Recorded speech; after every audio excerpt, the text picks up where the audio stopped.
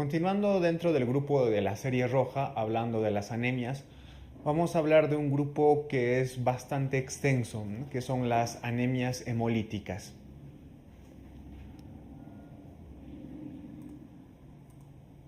Bien, el grupo de las anemias hemolíticas es bastante extenso, entonces vamos a tratar de resumir y dar algunas características muy puntuales de algunos de estos tipos de anemias. Pero ¿qué es como definición la hemólisis o la anemia hemolítica? Pues es un grupo de trastornos, ¿no?, en los que se produce una destrucción en forma acelerada de los eritrocitos. Esta destrucción en forma acelerada de los eritrocitos es lo que se denomina hemólisis, ¿no? Como ven en el gráfico de la diapositiva, un grupo de eritrocitos que se están destruyendo. Esta destrucción pues, puede ser por distintos factores, ya sea externos, ¿no?, que agredan al eritrocito, o factores internos, ¿no?, defectos que tenga el eritrocito. Tienes que recordar que la vida media de un hematíe es más o menos de 120 días.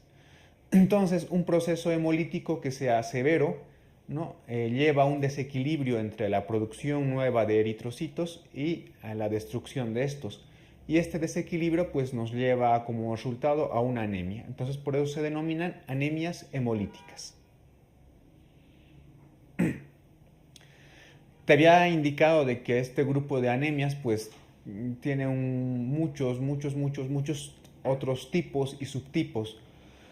Pero de cara al examen solamente nos interesa repasar algunas características y la clasificación que tienes aquí en la diapositiva. Es importante que recuerdes dos cosas. Las anemias hemolíticas pueden ser congénitas o adquiridas. Entonces, habrá personas que han heredado los defectos del eritrocito para que se produzca la hemólisis, o habrá factores externos por los cuales el eritrocito se destruya, ¿no? Si es debido la hemólisis a estos factores externos, llamaremos a esta anemia hemolítica adquirida. Dentro de estos dos tipos, a su vez, hay otros subtipos. Por ejemplo, dentro de las anemias hemolíticas adquiridas, tenemos las extracorpusculares y las intracorpusculares. Extracorpuscular quiere decir que el defecto está fuera del eritrocito. Y como ejemplos tenemos, por ejemplo, el hiperesplenismo, las hemólisis autoinmunitarias, ¿no?, que están mediadas por anticuerpos que van contra el eritrocito, las microangiopatías, dentro de las cuales tenemos al síndrome hemolítico urémico, la púrpura trombocitopénica trombótica y la coagulación intravascular diseminada. También está el hiperesplenismo, ¿no?, una hiperfunción del vaso, y el efecto tóxico evidente de algunos químicos o factores infecciosos. Normalmente todas las anemias hemolíticas que son adquiridas son extracorpusculares, es decir, que tienen su defecto fuera del eritrocito. Pero como siempre en medicina hay excepciones, y la excepción de una anemia hemolítica adquirida que no sea extracorpuscular es la hemoglobinuria paroxística nocturna. Este tipo de anemia tiene un defecto dentro del eritrocito, aunque es adquirido. El tipo de las anemias hemolíticas congénitas se pueden dividir entre alteraciones de la membrana, alteraciones en las enzimas del metabolismo del eritrocito y alteraciones propias de la cadena de la molécula de hemoglobina, ¿no?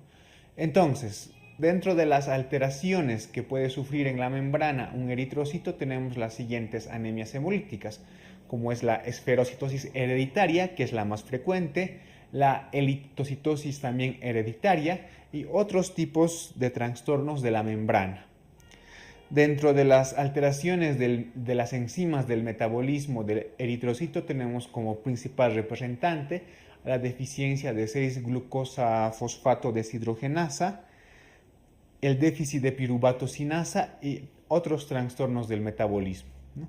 Y dentro de las alteraciones de la hemoglobina pues tenemos principalmente las talasemias, que son alteraciones de las moléculas de globina, y la anemia falciforme o drepanocítica. Entonces recuerda, las anemias hemolíticas adquiridas generalmente son extracorpusculares, es decir, el defecto fuera del eritrocito. En cambio, las anemias hemolíticas congénitas, la mayoría son intracorpusculares. Otro concepto que tienes que manejar es dónde se produce la hemólisis. Si la hemólisis se produce dentro de los vasos sanguíneos, será intravascular.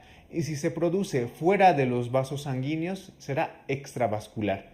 Este tipo de anemias extravasculares se produce principalmente en el vaso. Bien, vamos a hablar acerca de las características generales que tienen las anemias hemolíticas. Todo ese grupo que te he mencionado en una anterior diapositiva tienen algunas características generales. Por ejemplo, al examen general, estas anemias pueden producir palidez mucocutánea. Por el aumento de la bilirrubina también puedes observar ictericia en las mucosas, ¿no? Las anemias que son de tipo extravascular, que tienen la hemólisis en el vaso, desarrollarán, por ejemplo, esplenomegalia.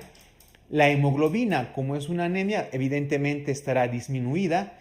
Las anemias hemolíticas son un tipo de anemia macrocítico y como su nombre lo dice, macrocítico, el volumen corpuscular medio estará aumentado.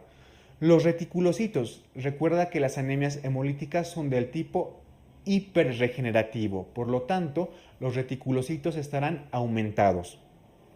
Debido a la hemólisis, ¿no? A la hemólisis que sufren los eritrocitos, la bilirrubina, pero la parte indirecta, estará aumentada. Entonces hay un aumento de bilirrubina a expensas de la fracción indirecta. Y también hay un aumento de la LDH. Hay una proteína que se llama aptoglobina. Esta proteína estará disminuida. Entonces todas estas son las características generales de las anemias hemolíticas. Entonces este cuadro sí es importante que lo recuerdes y lo repases. Recuerda, la anemia hemolítica es macrocítica, por lo tanto, su volumen corpuscular medio está aumentado y es una anemia hiperregenerativa, por lo tanto los reticulocitos también estarán aumentados. Vamos a hablar acerca de las características puntuales solamente de algunas anemias hemolíticas. Como te he indicado, este tipo de anemias pues son un mundo, ¿no? Tienen características y alteraciones de distinto tipo, pero solamente vamos a estudiar las anemias hemolíticas más importantes y vamos a ver sus características también más importantes. En primera instancia tenemos la esferocitosis hereditaria, que te he dicho que es una anemia hemolítica congénita, ¿no? Es una anemia que tiene una alteración principalmente en el citoesqueleto de las membranas del eritrocito, por lo que esta bicapa lipídica de la membrana del eritrocito se debilita.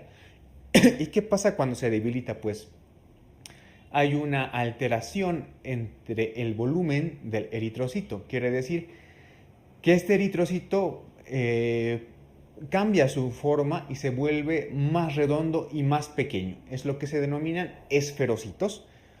Como aquí ves en la diapositiva, es un frotis de sangre y la flecha roja y el marcador te está indicando estos famosos esferocitos. Este tipo de anemia se debe a una alteración de la membrana celular. Recuerda, una alteración de la membrana celular. ¿Cuál es la clínica de este paciente? Pues generalmente presenta características de las anemias hemolíticas, es decir, puede presentar ictericia, esplenomegalia y algo que es característico de las personas con esferocitosis hereditaria es que al margen de los datos hemolíticos presenta cálculos en vesícula biliar. Es decir, un paciente que sea relativamente joven, de 20 años más o menos, donde no es tan frecuente que se presenten cálculos en la vesícula biliar, puedes sospechar, ¿no? Si además tiene algunos datos de hemólisis. Bien, también hay otras alteraciones como el cráneo en cepillo, ¿no? Uno cuando escucha hablar de cráneo en cepillo, pues se imagina esto, ¿no? Lo que te estoy señalando, pero no es esto. Un cráneo en cepillo más o menos es esta imagen radiográfica que te estoy mostrando, y es que se produce por una hiperplasia de la médula ósea. Al sufrir una hemólisis, los eritrocitos pues hay una hiperplasia de la médula ósea para tratar de compensar dicha hemólisis, ¿no? Entonces, en los cálculos biliares en paciente joven, sumado a datos de hemólisis, es muy sugestivo de una esferocitosis hereditaria. ¿Cómo se hace el diagnóstico de este tipo de anemia? Pues lo que tenemos que ver es principalmente en sangre periférica los famosos esferocitos, ¿no? Que no son patognomónicos de esta enfermedad, es decir, no son propios de esta enfermedad. También se pueden ver en las anemias hemolíticas de tipo autoinmune, pero sí que ayudan al diagnóstico. Entonces vemos en sangre periférica esferocitos. ¿Cómo estará el hemograma? Evidentemente tiene que haber anemia, hemoglobina disminuida. Pero te había mencionado al principio que generalmente las anemias hemolíticas son de tipo macrocíticos. Aquí hay una excepción, ¿no? La esferocitosis hereditaria, a pesar de ser una anemia hemolítica, ¿no?, tiene un volumen corpuscular medio normal o disminuido. Por tanto, es una anemia de tipo microcítico. Pese a ser hemolítico, la esferocitosis hereditaria es microcítica, ¿no? Siempre hay excepciones en la medicina y esta es una de ellas, ¿no? Y la diferencia que hay con otros tipos de anemias microcíticas es que la concentración de hemoglobina corpuscular media está incrementada, ¿sí? Es una anemia que es de tipo microcítica, pero en la que en vez de haber hipocromía, existe un aumento de la concentración de hemoglobina corpuscular media.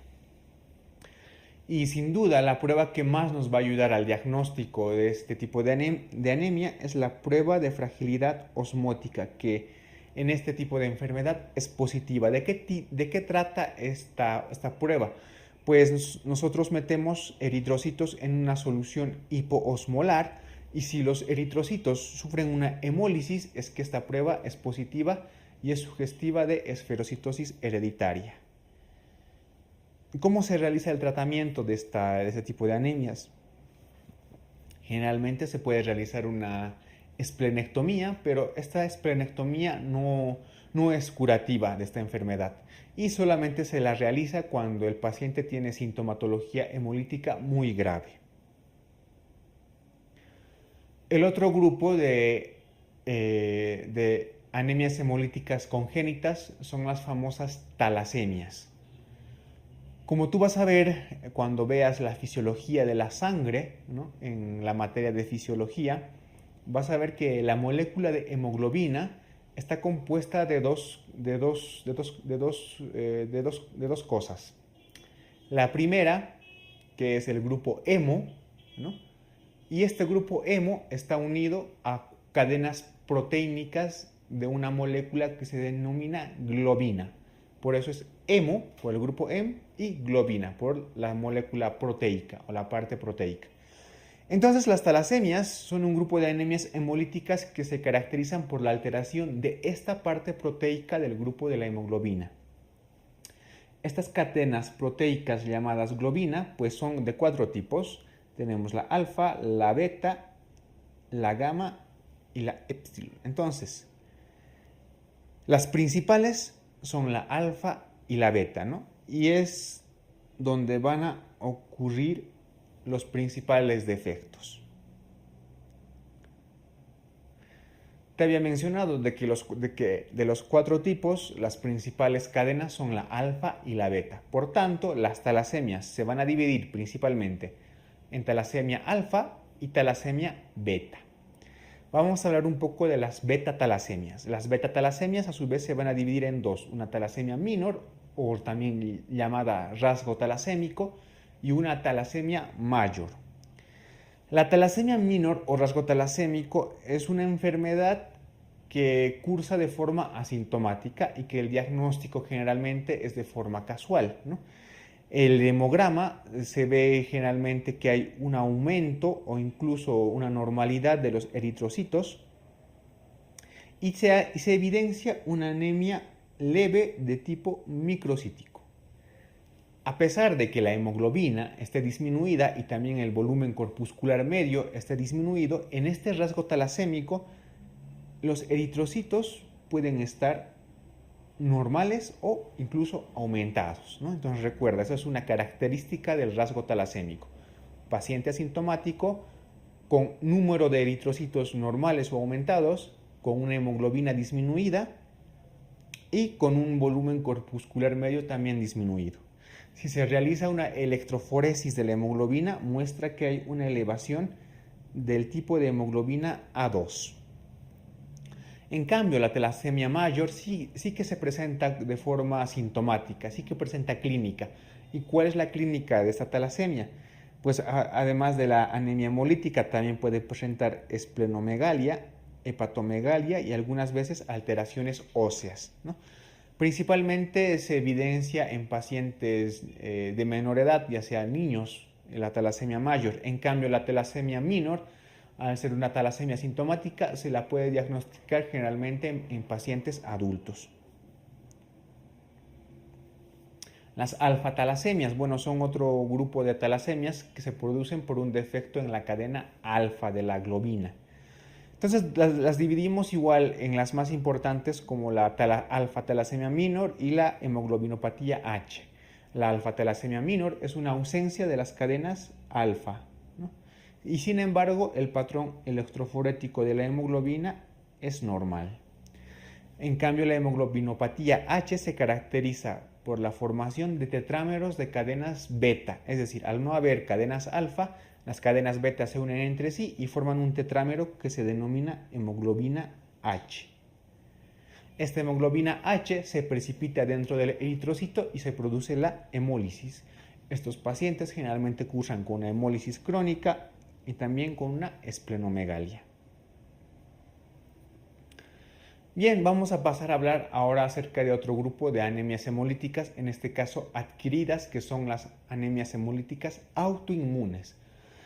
Bueno, al decir autoinmunes quiere decir que se forman anticuerpos por nuestro propio organismo contra los eritrocitos. Entonces, como definición decimos que las anemias hemolíticas autoinmunes se producen por la producción de anticuerpos dirigidos contra los antígenos eritrocitarios, ¿no?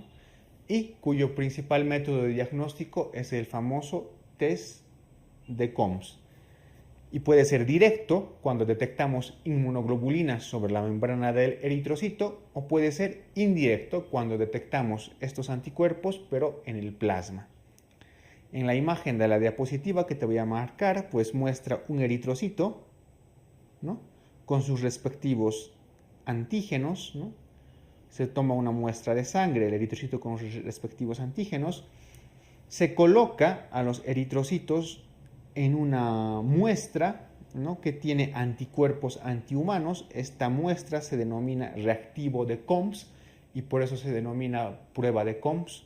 Entonces, al someter a los eritrocitos a estos anticuerpos antihumanos, a este reactivo de COMS, si se observa una hemólisis, quiere decir que el resultado es positivo y la anemia es hemolítica autoinmunitaria. Estas anemias hemolíticas autoinmunes también se dividen en dos tipos. Una que se denomina anemia hemolítica por anticuerpos calientes y otra anemia hemolítica por anticuerpos fríos. Esto se debe más o menos a que los anticuerpos fríos precipitan a una temperatura baja y los anticuerpos calientes se forman a una temperatura ambiente. Las características de las anemias autoinmunes por anticuerpos calientes son las siguientes. Tienes que recordar que este tipo de anticuerpos calientes son los más frecuentes. La hemólisis que se produce es extravascular, o sea, se produce la hemólisis en el vaso y está mediada generalmente por inmunoglobulina de tipo IgG. Por el contrario, las anemias por anticuerpos fríos son menos frecuentes que los anticuerpos calientes. Se caracteriza porque forman crioaglutininas. La hemólisis que se produce es intravascular y generalmente están mediadas por IgM. Este tipo de anemia por anticuerpos fríos está generalmente asociada a enfermedades como la sífilis, infecciones por Mycoplasma pneumoniae, por ejemplo, y algunos otros tipos de virus. Bien, el último grupo de anemias hemolíticas pues se refieren a los mecanismos no inmunes y se denominan anemias hemolíticas no inmunes. Entonces tenemos varios tipos dentro de este grupo, ¿no? Los más importantes son, por ejemplo, las hemólisis que se producen de forma traumática. Por ejemplo, los eritrocitos cuando chocan con unas válvulas protésicas que son artificiales, pues pueden también destruirse, ¿no? Entonces, las hemólisis traumáticas se pueden producir por hemólisis intravascular, por prótesis vasculares, sobre todo en las prótesis aórticas, o hemólisis asociadas a ejercicio intenso. Otro grupo de anemias son las hemólisis microangiopáticas, ¿no? Que se presentan sobre todo en la púrpura trombocitopénica trombótica, también en la coagulación intravascular diseminada y en la hipertensión maligna. En este grupo de anemias hemolíticas microangiopáticas es característica la presencia de esquistocitos en el frotis sanguíneo. Los esquistocitos son más o menos células que se parecen a unos cascos y que se forman debido a la hemólisis traumática que produce el eritrocito. Entonces recuerda, los esquistocitos son propios de las anemias hemolíticas microangiopáticas.